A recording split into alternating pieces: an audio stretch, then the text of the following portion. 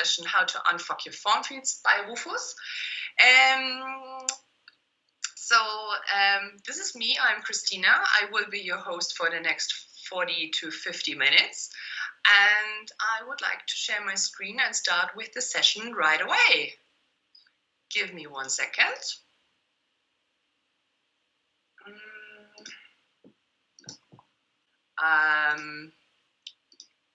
So let's introduce me, please.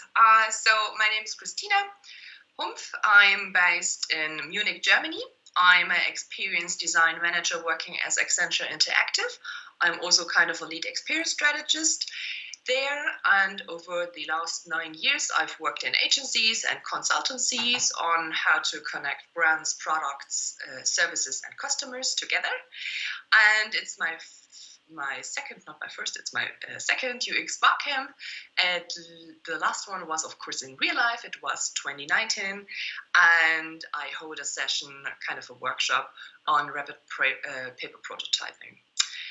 I am very into kind of community activities, focusing slightly on women in leadership and pride. So happy Pride Month, everyone. I'm a community driver, I'm an enabler, I'm a mentor on UX topics, also women in leadership topics and pride topics. So hello and welcome, happy to meet you, and thanks to the Orga team, if someone is there, for setting such a happening up. So let's start right away. Today's session, next 50 minutes, will be about what is a form, type of form field elements such as checkboxes and versus radio buttons, text fields, passwords, input assistance. We will come to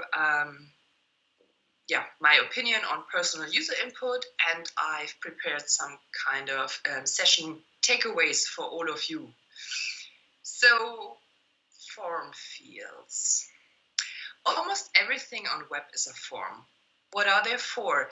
Let's start with one example of kind of an input element from early internet ages. Form field or elements.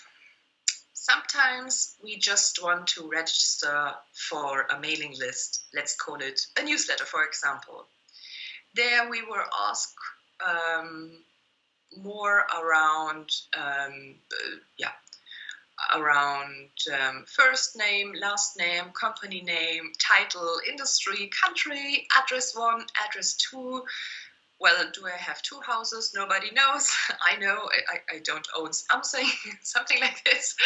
I should enter a city and a state and a zip code. But, well, I can see with a second lens there, I just have to enter mail address in the mandatory text field. Oh, look down below. Same page. At the same time, I can update my preferences regarding HTML emails instead of plain text, as I've mentioned, early internet ages. And I can unsubscribe from all publications. Well, these are kind of 3 form fields in one, so I am a bit confused maybe as a user, so at least I was. So what we would like to do after registration, signing somewhere in, right, we want to unsubscribe, so let's unsubscribe. Sometimes we want to unsubscribe from mails, but are forced to read carefully. In this example, a user opts to unsubscribe from an email. When they get to the page, the primary CTA, here confirm, CTA, call to action, versus course. They select confirm to sign up for another kind of an email list, rather than unsubscribe. And of course, sometimes we want to unsubscribe from mails, but before typing in your email address, you might prove you're not a robot. Some of us were in today's sessions in some kind of Zoom sessions there, so we know CAPTCHAs very well. Personally, I'm not a friend of of this, and personally I don't want to prove that I'm a robot or not. I think there are better examples than this. Well, that's a new one, a chapter to unsubscribe from mice, I would say.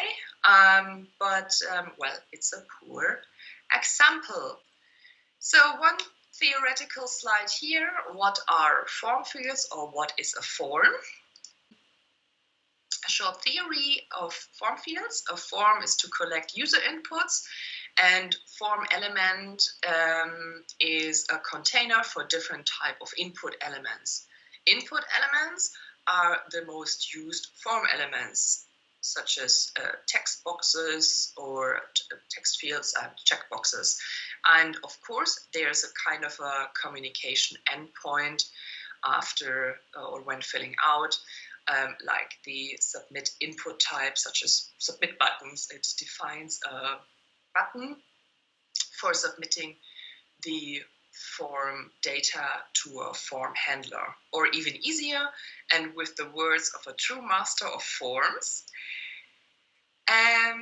Jessica Enders said once, a form collects information from at least one party and delivers it to at least one other party. So a product or a service can be provided.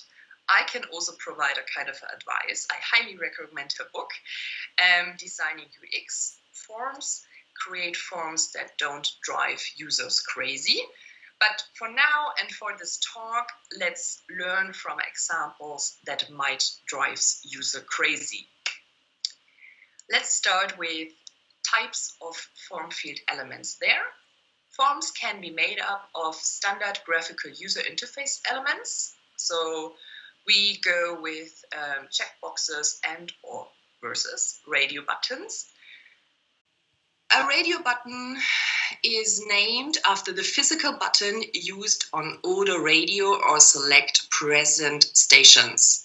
Where one of the buttons was pressed, other buttons would pop out, leaving the press button the only button that is pushed in position. So if you're designing radio buttons and checkboxes for today and for digital, be aware that they should look and behave like the well-known pattern from early ages. In this example, user might be unsure where to click, what to click, and if both options or answers can be selected.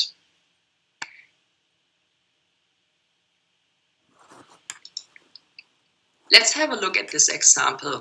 It's a survey around gardening. So which garden design do you like most? So here you can see we have radio buttons there, and you have 4 or most preferred garden designs, like exotic, tidy, natural, or no preferences to choose.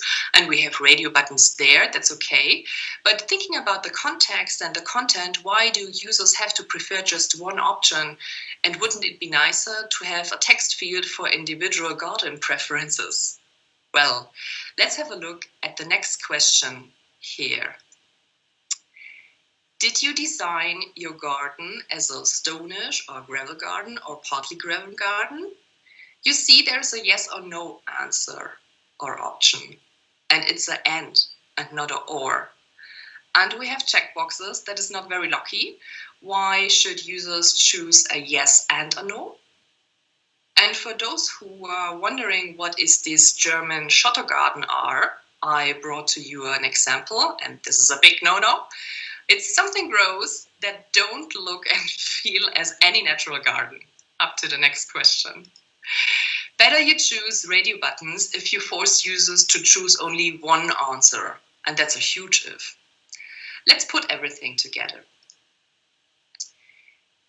In Germany, we say Eselsbrücke, so I will read it precisely. Only one option means radio buttons. Single and more options, you can go with the checkboxes. And while you're thinking about the number of how many options are good at the same time, if you choose an and if you have around about more than 6 options, please go with a drop-down, or even better, a text field or something like this, and just one option, or you want the user to forced to select something particularly, you can go with one checkbox. One highlight here on content on context. Be careful when providing radio buttons and checkboxes together. There's a risk of confusion. And design selectable areas who include also the content, like the word or the phrase or whatever you would like to choose. And the clickable areas might be too small to tap or something if you just go with the bar, the round one or something for radio buttons. If it's not mandatory to ask or to answer, make sure users can clear options. This is quite necessary if you're thinking about radio buttons. So there needs to be for radio buttons also opt-in and opt-out option. This is something that most of us, or at least me, but I know from some really rare examples there, this is something that might be also forgotten. And at least be careful when providing radio buttons, because as you can see, even with gardening, people are complex. By the way, checkboxes and radio buttons are easy to test using something quick and simple like paper prototyping, so please go with it. Text fields, the next one. A text field is a simple text box that allows input of a single line of text. Sometimes are also text areas given, much like the text input field, except a text area allows for multiple rows of data to be shown and entered. Within text fields, we have the text fields in there, and users were forced to type everything in. Their names, their email addresses, phone or credit numbers, and of course passwords. And if users filled in everything correctly, there is a need to be validated, right? So, well, yes and no. If this goes wrong, let's see some really bad text input examples, and be aware there might be a bit irony there. Oh, look, radio buttons. We know them already. You can choose where the packet provider is leaving your packet box or something. And great, cool. There is an option to type something in individually. So we as form fields designers want our users to type in their own favorite package storage location.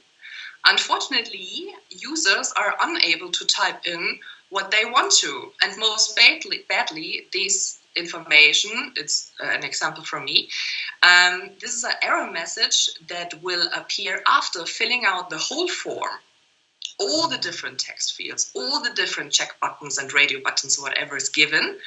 And after I filled out everything, and after I've clicked on the save button, I've got this kind of error message there. So I, as a user, have to scroll up and search for the error. Not very lucky. Let's continue with some ironic user stories. You can see it's an email address there, and from the begin on, there is a not valid email error there. So what might be the user story ironic behind this? Might it be while typing their first characters in, for example, for a mail address, we want users to know that they are wrong with the input from the very beginning on? No, we won't until they have formatted the input correctly. Then they are right, or should it be something afterwards? What might be the user story here? We want users to enter their streets and house numbers they wish, but that's not possible. Maybe because users live in a street which is named with a spiritual character. Or someday we want users to enter their last name. Surprise, it's not possible because maybe there must be more than two characters there. Next example. We want users to enter their first name, but it's not possible because Christoph, and he's already in the chat there. Thanks for this example. I'm collecting them, by the way, so if you have something, you can send it to me. So what might be the story here? We want users to enter their first name, and it's not possible because Christoph Maximilian has two first names separated via a space. Next one, we want users to enter their first name, but it's not possible because Anna-Lena has two first names separated via a special character. But at least she can enter spaces and numbers there. What might be the story here? We want users to enter the last name, but it's not possible because there is a special character in their name. Or we want users to enter their credit card number. It's not possible because credit card number fields do not allow or even auto-format spaces, like 80% don't. And last example, there's a story behind it. It's all fun, but what are the results of this? There's an example of failed input validation for name text fields. Look at the story. There's an error shown. Unfortunately, we are unable to process your online application due to an unknown character in your name. In order to make an application online, you will need to contact the Department of Employment Affairs and Social Protection to update your name or make an appointment with to apply through office. So there's a story behind it. In Ireland, users are able to renew their driver license online, but many of them can't. They don't have access to this kind of a mandatory or first mandatory entry process. Why? The Twitter users told us that their name, which is already used on an analog driver license, is not valid anymore, possibly due to a valid input validation. And on top of that, the error message told the users they need to change their name to pass field input validation. Seriously, this is all very fun to look at, but we as UX and UI designers, developers, strategists, researchers, we are responsible for that. We need to test it and so on. So what should users do in this example? In a case of these designed form field fails, there is no, oh yeah, let me just update my name real quickly. No, not at all. We can't change our names. So let's put everything together. The anatomy and the states of text fields. There is a label and a container, and it goes from the idle state to the focus state to the filled out state to the kind of verified states. And there's an input area from a kind of a descriptive placeholder there to the input text given by users. And if you're thinking about feedback, something that goes directly, ideally, under the input there needs to be a descriptive message, an error or a warning, and there needs to be a mark if it's mandatory or optional to fill it out. Provide information if needed, and a character limit only if needed. Because it's basically these boxes and texts that keep people from using your text fields. But it's the stuff which needs to be filled out to get a service, such as a newsletter, or even to get access to something common.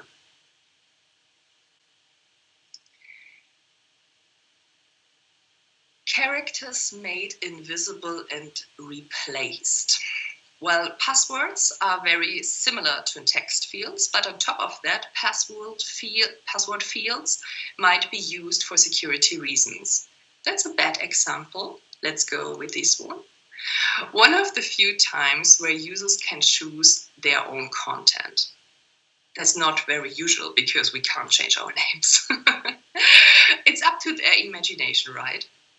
Have you ever questioned what users might think of when they were asked for typing in characters?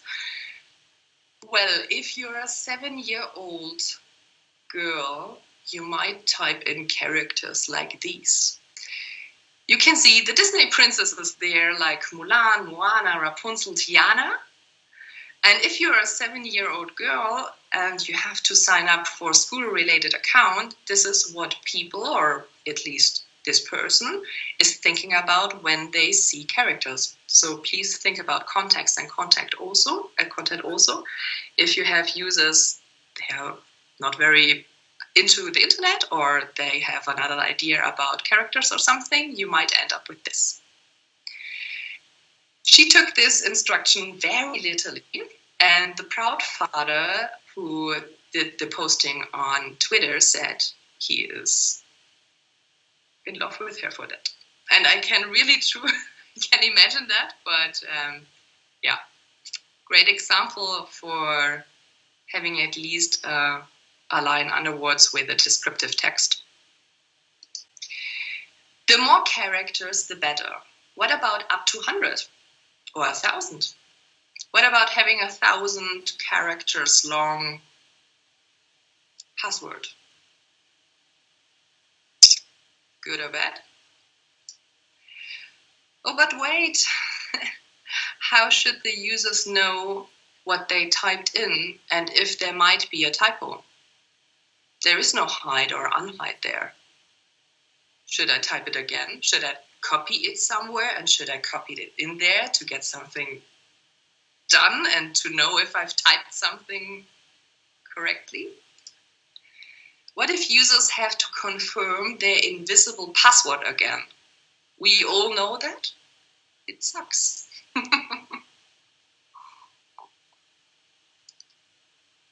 And what if passwords can be made visible? How restrictive should we be with the requirements? Jokes aside, in conclusion, remember this if you're deciding password fields. Don't make people confirm. Yes, there are or is power in repetition, but password confirmation fields were largely introduced due to password masking.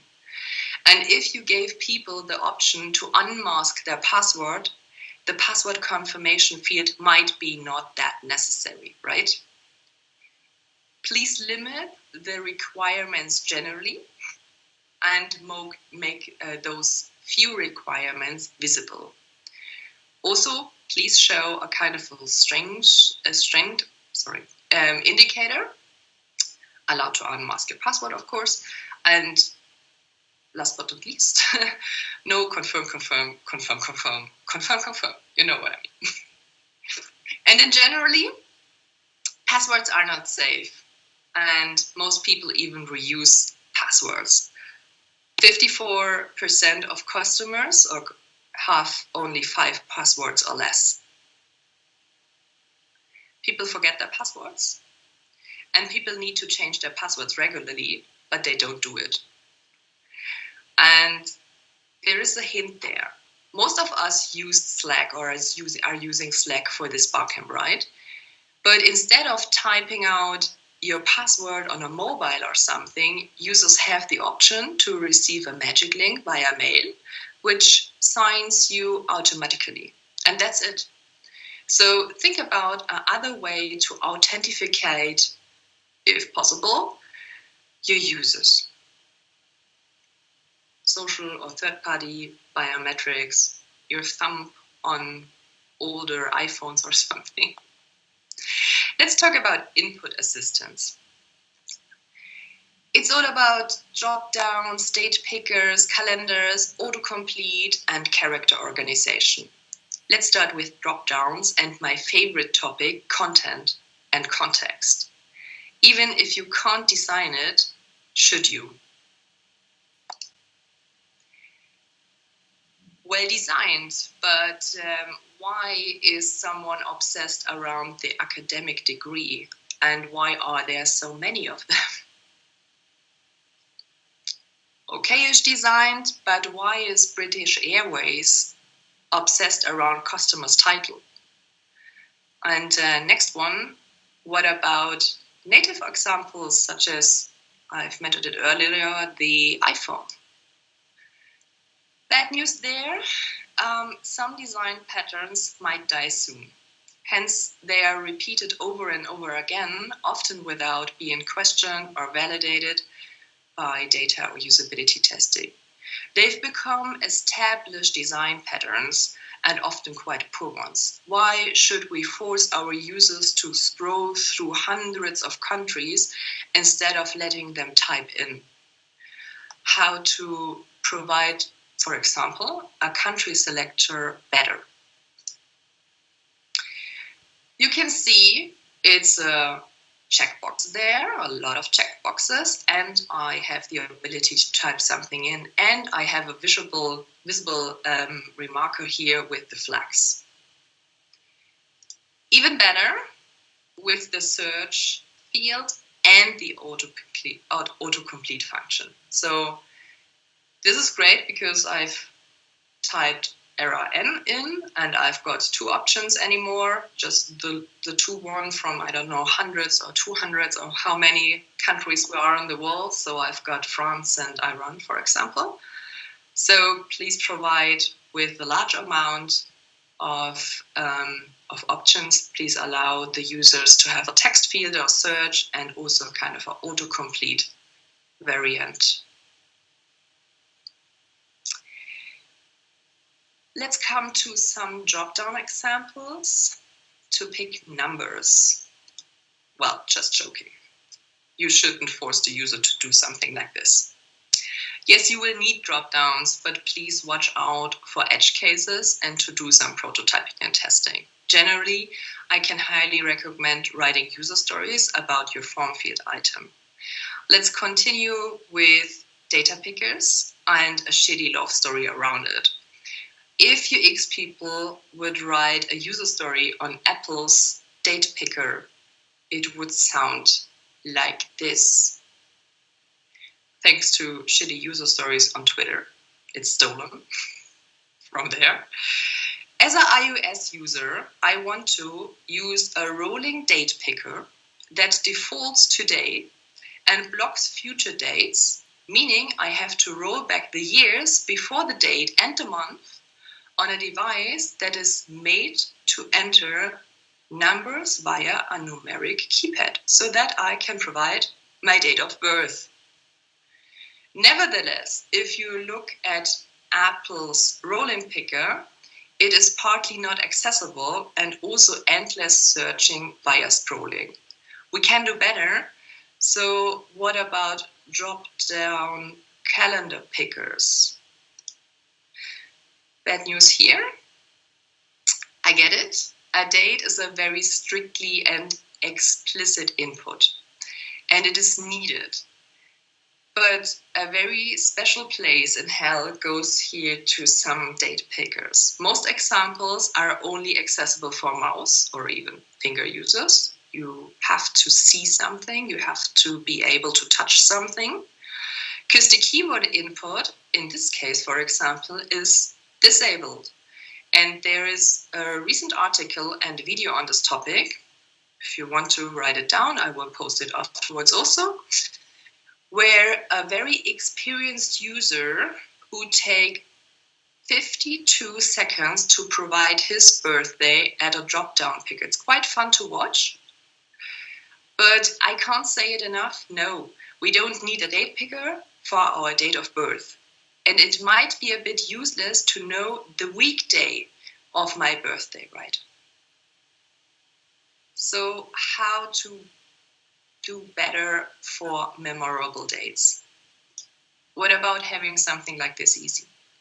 Form field master Adam Silver argues that using multiple inputs instead of one input is rarely a good idea, but it is a good option for dates, especially if it's one like a memorable date, like our own birthday.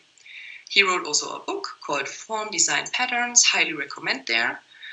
And when you need a date picker after all, for example, if you want to book something, the drop-down plus date picker might be a good choice. But not only. It's even better with the opportunity to type the date in the text field. Drop-downs and dates are done, up to character organization.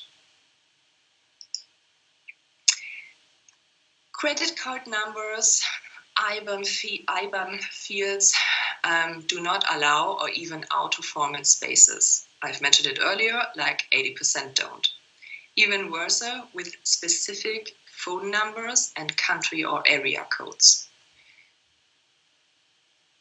Last example here, input stepper. So input stepper is a kind of a two-segment UI control used to incrementally increase or decrease a numeric value. It can be shown vertically, often with a plus or a minus, like in this example, and it's often designed with a up and down sometimes, or an arrow if you design it horizontal, vertically, right, thank you. Great is no keyboard is needed, which is also a delta for accessibility topics sometimes. Great is it's intuitive and it can provide a kind of a variety in your design, but it's made for kind of small numbers. That is, as I've mentioned, some accessibility issues there. And if you have a wide range of values like age or something, if you have to provide your age, it's very frustrating to take the plus or something. Even, except if you're 1 year old or 0 year old, maybe then it might be a good option. But also here, allow the users to type in if you need to provide something like this. The conclusion on all these input assistants are drop-downs and date pickers might be needed, but they are slow and they have zooming issues, which means also accessibility issues, and it takes up a lot of space if you design it. The select opportunities might be confusing if it's a or versus an and mobile also, they are native accessibly by default. So could be a good, could be a bad. And one thing on content and context, again, let users type if they want, provide accessible autocomplete, spaces, sorry, not spice, could be spicy, but sorry. Spaces should not provoke validation errors and provide auto-formatting. And also validate after users entered the form field.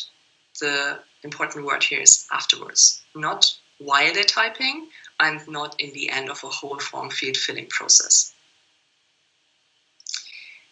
We could continue for hours on the types of form field elements, right? But there needs to be an end. So I just want to highlight one last thing. Personal user input.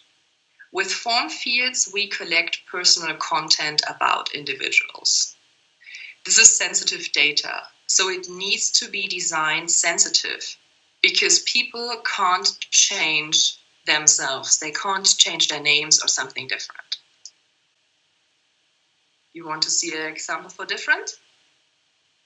You can see a drop down there for Mr., Ms., and I'm not sure, but we were asked about our gender. Is this gender inclusive? Why are these the given genders? And also think about the context. Why do a pizza delivery service ask for customer gender? It's a bit ridiculous. It's just my opinion, but it's a bit ridiculous. And if they have to do, for whatever reason, it could be designed like this. So if it's for a written salutation in emails, letters, and so on, what about clarifying the title and the salutation grade with the options, hello, dear Miss, dear Misters, or even dear? And that's it.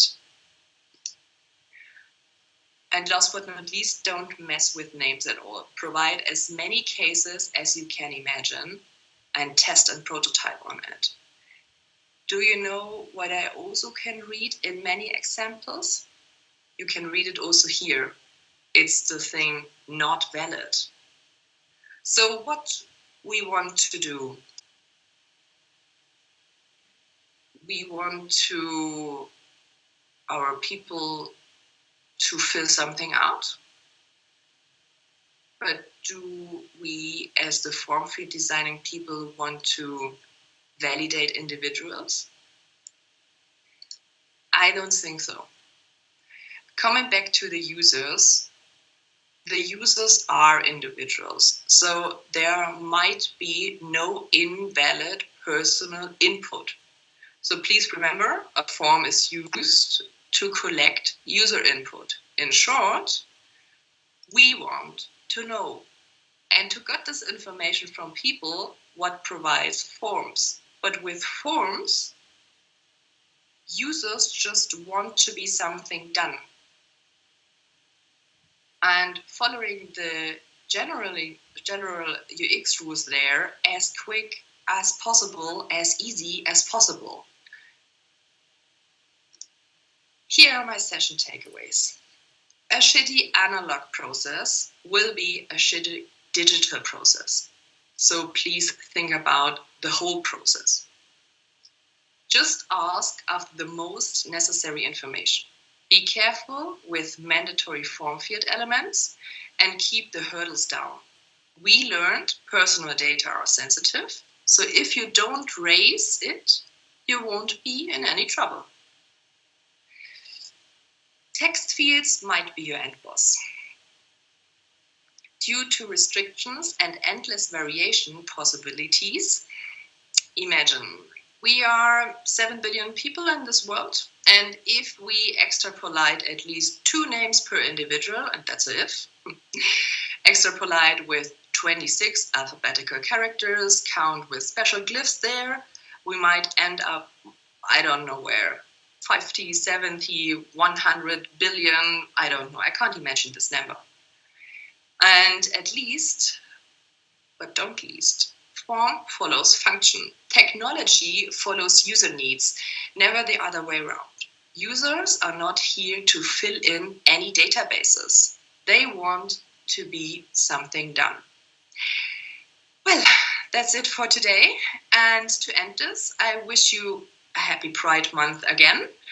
And thanks for joining my session. Don't forget to follow me on Twitter if you're there.